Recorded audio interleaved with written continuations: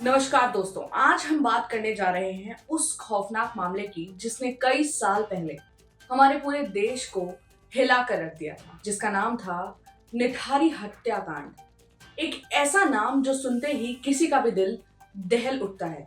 और अब 19 साल के बाद इस केस में सुप्रीम कोर्ट ने एक फैसला सुनाया है, सबसे बड़ा फैसला। मुख्य आरोपी सुरेंद्र कोली को सभी मामलों में बरी कर दिया गया है। सुप्रीम कोर्ट ने ऐसा कहा है कि कोहली के खिलाफ पेश किए गए सारे सबूत झूठे और अविश्वसनीय थे। यानी कि जिस अपराध ने उसे एक सीरियल किलर बना दिया था, अब वो कानूनी तौर पर झूठा साबित हो चुका है। अदालत ने ऐसा आदेश दिया है कि 19 साल बाद कोहली को न्याय मिला है। अब हम आपको बताते हैं कि आखिर क्या था ये पूरा मामला जिसने पूरे देश को दहला कर रख दिया था। साल था 2005 से लेकर 2006। दिल्ली से सटे नोएडा के निठारी गांव में अचानक बच्चों के गायब होने की खबर आने लगी। कई घरों में चिराग एक एक कर बुझने लगे। मासूम बच्चे स्कूल से निकलते और फिर कभी भी लौट कर अपने घर वापस नहीं आते। और फिर एक दिन जो सच्चाई सबके सामने आई, उसने इंसानियत पर कई सारे सवाल खड़े कर दिए। निठारी के एक घर के पीछे से कंकाल और मानव अवशेषों का ढेर बरामद हुआ। गांव में मातम सा छा गया। हर किसी के दिल में सिर्फ एक ही सवाल उस वक्त पैदा हो रहा था कि सब किसने किया।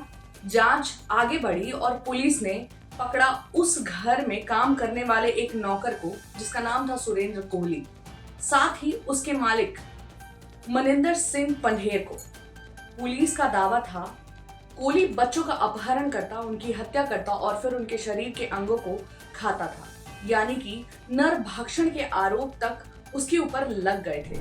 देश सन्न रह गया था। हर न्यूज चैनल, हर अखबार में बस एक ही खबर थी, निठारी का दरिंदा।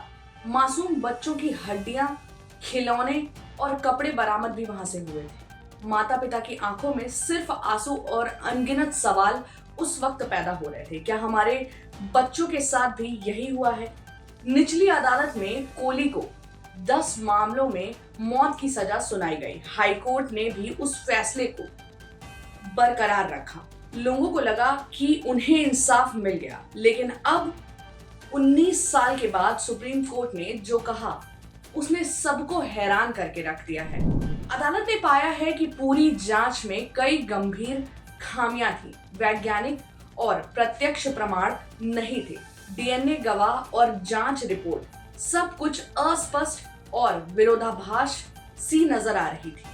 सुप्रीम कोर्ट ने कहा कि अभियोजना पक्ष अपराध का संदेह पर पूरा साबित करने में असफल रहा है। यानी कि जो कहानी 19 साल पहले चली आ रही थी, वो अब कानूनी तौर पर गिर चुकी है।